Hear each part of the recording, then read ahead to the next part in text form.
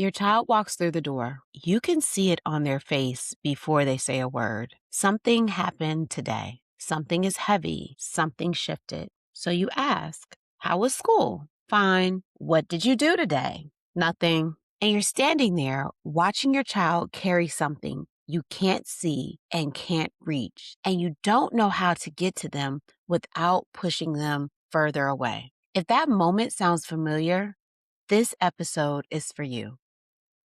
I'm Jacquie Langworthy, and this is Raising Scholars.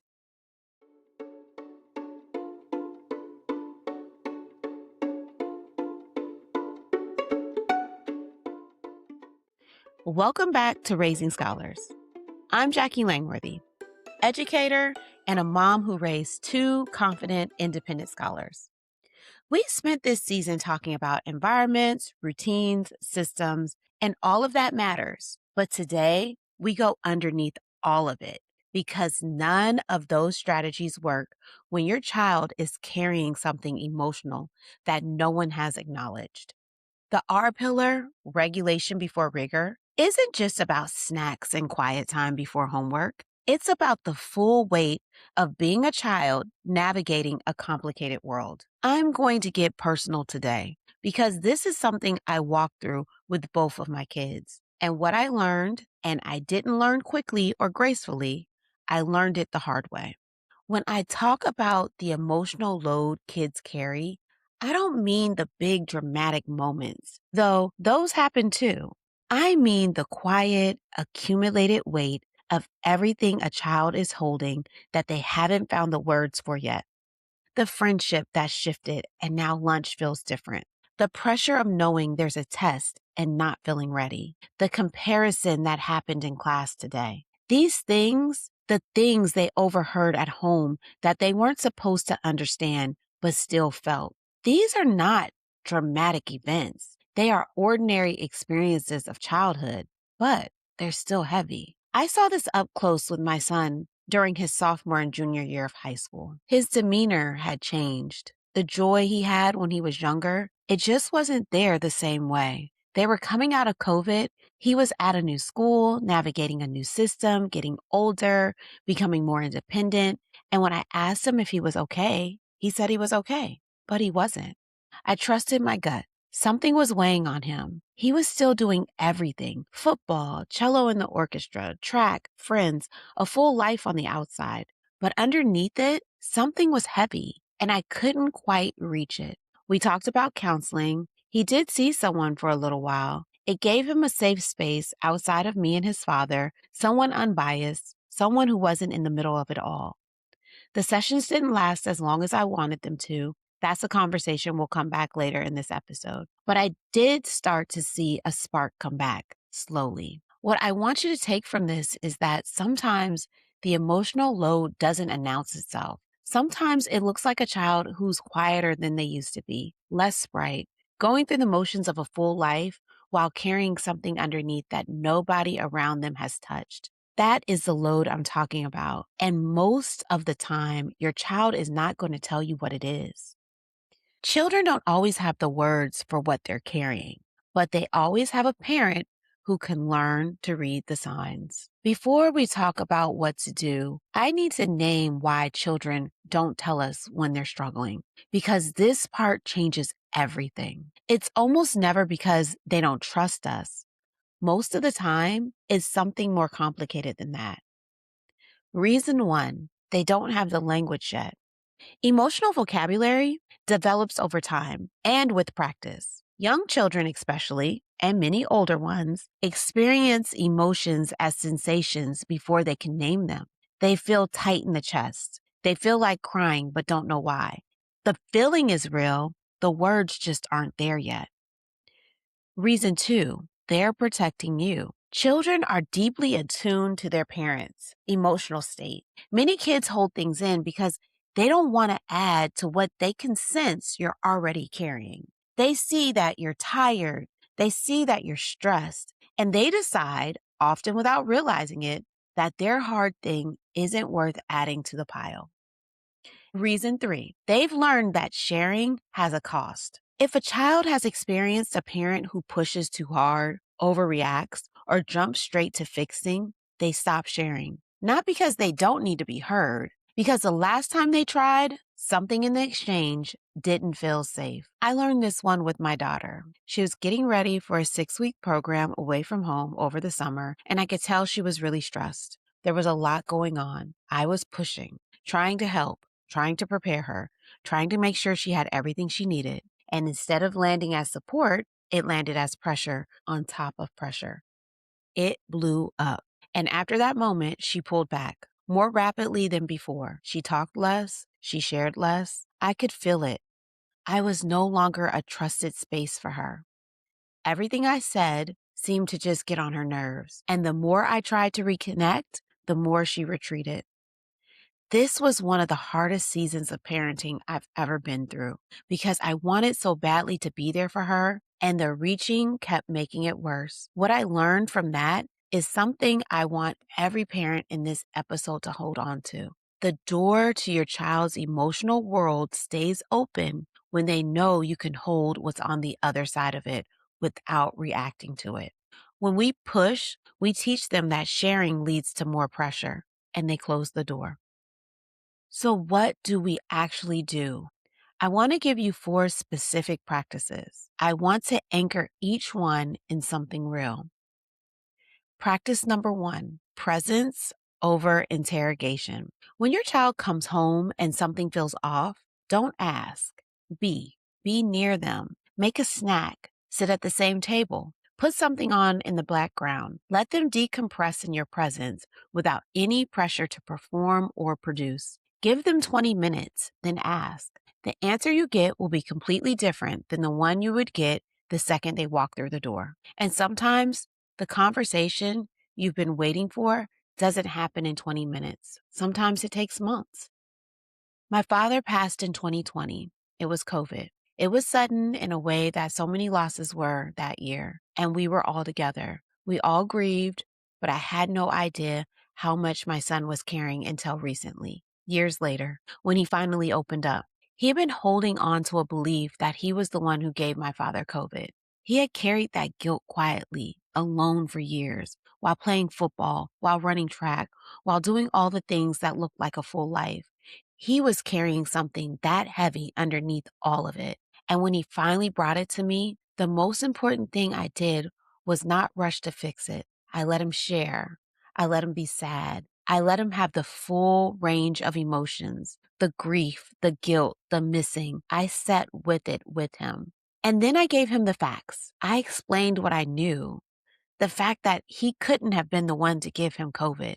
I told him that even if things had been different, Poppy had lived a long and happy life, that it was his time, even though none of us were ready, that he is always with us, and that the guilt he had been carrying was not his to carry. My son could not have brought that to me years earlier because he didn't have the words. He didn't have the emotional readiness, and I couldn't have forced that conversation open.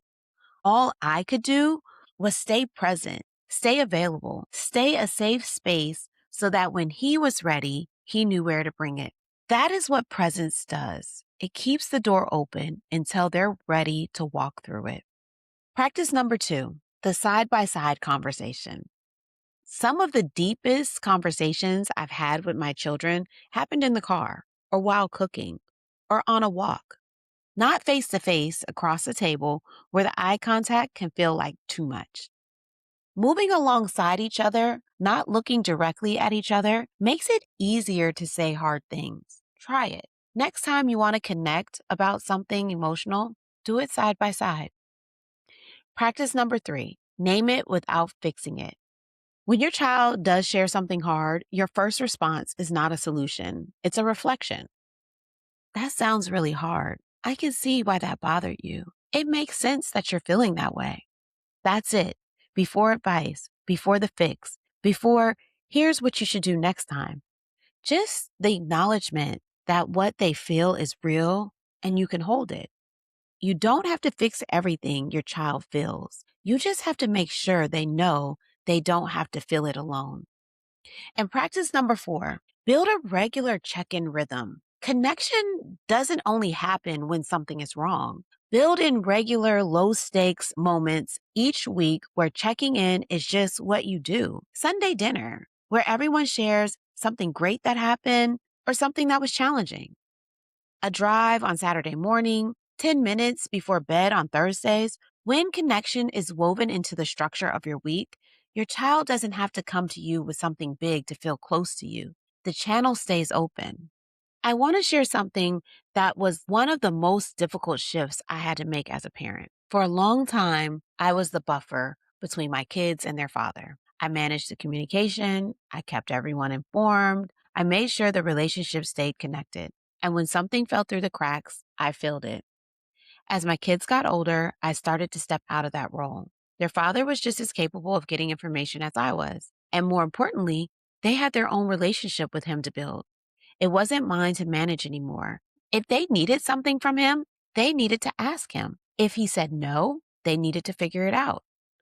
I wasn't going to be the one filling in the gap anymore. That was probably the most challenging piece of our relationship.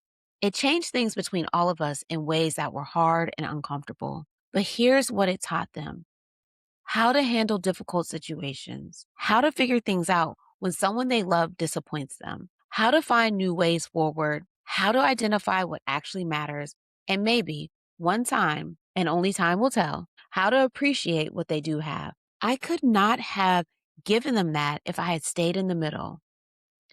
Who are you standing in the middle of that your child needs to navigate on their own? So, I want to talk directly about something before we close because it's something I wish I had done differently. After our divorce, I put the kids in counseling and it helped, but I didn't keep them there long enough. I wish I had, not because something was dramatically wrong, but because they needed a safe, unbiased space that wasn't me, wasn't their father, wasn't anyone who was in the middle of it all. Someone who could hold what they were carrying without it affecting a relationship they depended on. Here's something I learned about my kids: they're completely different. My daughter would have thrived with a counselor who incorporated art or creativity into the sessions. That's when she opens up, when her hands are doing something and the conversation happens alongside it. My son didn't need a lot of talk therapy. He needed someone action oriented, someone to hold him accountable, give him something to do with what he was feeling.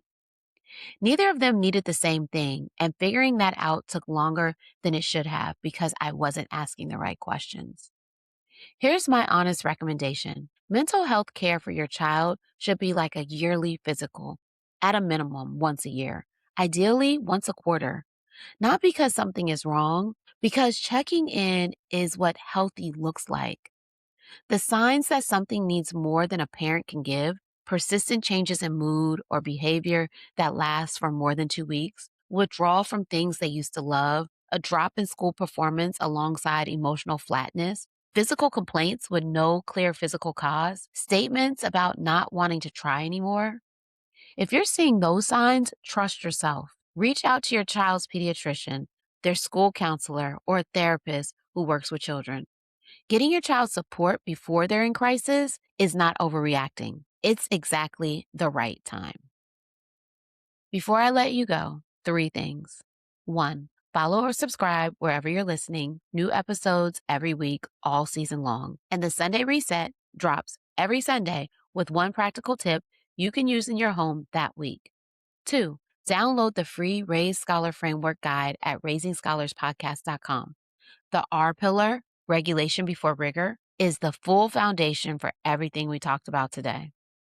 3, share this episode. If you know a parent who's trying to reach a child who has gone quiet, who is watching their kid from a distance and not knowing how to close the gap, this episode is for them. Send it tonight. I want to leave you with something I had to unlearn. For a long time, I would tell my kids, when you're older, you'll understand what I sacrificed for you. And then one day I realized those weren't sacrifices, they were choices. I chose to put them first. I chose to fill in the gaps. I chose to show up even when it was hard, even when it cost me things I wanted for myself. I made those choices because I loved them, not because they owed me anything for it, not because I needed them to carry the weight of my sacrifice. I don't want my kids to ever feel like a burden. I want them to know I choose you every single time. That's different. And the emotional load you carry as a parent, the worry, the watching, the wondering if you're reaching them, that's also a choice too. A choice to keep showing up even when the door is closed, even when they say fine and mean something else entirely, even when you can't fix it. You don't have to fix it. You just have to stay. Your child doesn't need you to have all the answers. They need to know you're not going anywhere while they find their own. Thank you for listening to Raising Scholars, and I'll see you next week.